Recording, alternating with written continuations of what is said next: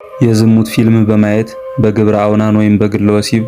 ዝሙት በመስራት እንዲሁም የክርስቶስ ቤተ መቅደስ የሆነ ሰውነታችንን በሚያረክሱ የተለያዩ ክፉ ልማዶች ተይዘን ቅድስናችንን ላጣን መንፈስ ቅዱስ ገልጾለት የጻፈውንና በስሙ የሚጠራውን ከከበሩ ቅዱሳት መጻሕፍት ሁሉ የከበረውን ታቦት ባይኖር የታቦት ምትክ ሆኖ ሥጋው ደሙ የሚቀርብበትን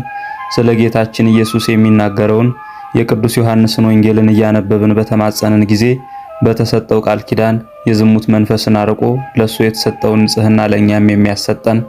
ዳግመኛም በመጨረሻው ዘመን የሚሆነው ተገልጾለት የጻፈውን የቅዱስ ዮሐንስ የራእዩን መጽሐፍ በትጋት ሆኖ ለጸለየው ምስጢረ ሰማዩ ምድር እንደሚገለጽለት ቃል የተገባለት በዕለተ ዓርብ 11 ሐዋርያት ሞትን ፈርተው ጌታችንን ሲክዱት ሳይፈራ ከመስቀሉ ስር የተገኘ ስለ ጽናቱና ስለ ታማኝነቱ እመቤታችን እናት ሆና የተሰጠችውና እስከ ዕለተ ዕረፍቷ ድረስ ለ15 ዓመታት እያገለገላት የኖረ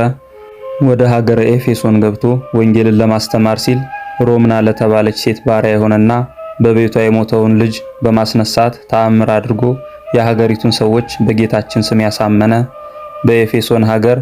የአርጤምስን አምልኮ ስለተቃወመ በፈላ ውሃ የተቀቀለና ሰው ወደ ሌለበት ወደ ፍጥሞ ደሴት ተግዞ ለ7 ዓመታት በአንዲት ዋሻ ውስጥ የኖረ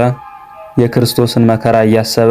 ለ70 ዓመታት ቁጹረ ገጽ ወይም ፊቱ በሐዘን የጠቆረ ሆኖ የኖረ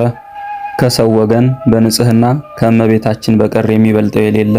ከ12ቱ ቅዱሳን ሐዋርያትና ከ40ቱ ወንጌላውያን አንዱ የሆነ ቅዱስ ዮሐንስ ወልደ ነጎድጓድ ዛሬ ጥር 4 ቀን የተሰወረበት ዓመታዊ መታሰቢያ በዓሉ ነው። ለእግዚአብሔር ምስጋና ይሁን። እኛንም በቅዱስ ዮሐንስ ወልደ ነጎድጓድ ጸሎት ይማረን ይቆየን።